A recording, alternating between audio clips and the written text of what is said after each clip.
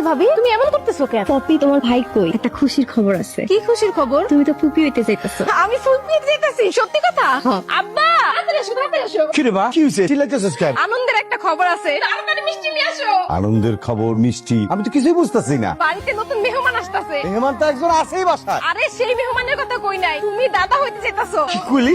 আমি দাদা হইতে যাইতেছি। তোমার ভাইরে দেখতেছি না, জারিফারেও দেখতেছি না। কেন ভাইজান তোমার কিছু কয় নাই? কি কইবো? ভাইজান আর জারিফা তো বাড়ি দেখতে গেছে। খুশি কি হয়েছে তোমার? পপি আমারে ফোন দিয়ে কইলো তোমার নাকি শরীর খারাপ। কি হয়েছে? তোমার কি শরীরটা বেশি খারাপ? আমরা খুইলা কও। তার আগে তুমি আমারে কও, তুমি আমারে না কয়ে কই গেছিলা? জারিফ একটা জমি কিনবো, ওই জমিটা দেখতে। তা জায়গা খুঁজে পাইছো? আর রাখো তো জমির আলা, তোমার শরীর খারাপ শুনেই তো আমি দৌড়ে চলে আসছি। আচ্ছা এখন কোন কি হয়েছে তোমার? সেই খুশি সংবাদ শুনেই তো আমি ভাবির জন্য মিষ্টি নিয়ে আসলাম। ভাইয়া তুমি সত্যি করে বলো তো, এত মিষ্টি একটা মেয়ে তুমি কোথা থেকে জোগাড় করলে? সত্যি ভাইয়া, তোমাদের সুখ দেখলে না আমি সত্যি অনেক খুশি হয়েছে। আচ্ছা ভাবি এদিকে আসো, এই নাও তোমার জন্য মিষ্টি এনেছি, তুমি মিষ্টি মুখ করো। কি হয়েছে? ননদিনী মনে হয় মিষ্টিতে লবণ দিয়ে নিয়ে আইছে। কি কইতাছো? মিষ্টিতে লবণ মানে? দেখি তো কি তো আছে মিষ্টির মধ্যে, লবণ দিছে কে? পপি পপি, আসলে হয়েছে কি ভাইয়া, আমি মজা করে নিয়ে আসছি, মানে দুষ্টুমি করে। মজা মানে? এটা কোন ধরনের ফাইসলামি? একটা গর্ভবতী মানুষের সাথে মিষ্টিতে লবণ দিয়ে এটা কোন ধরনের মজা?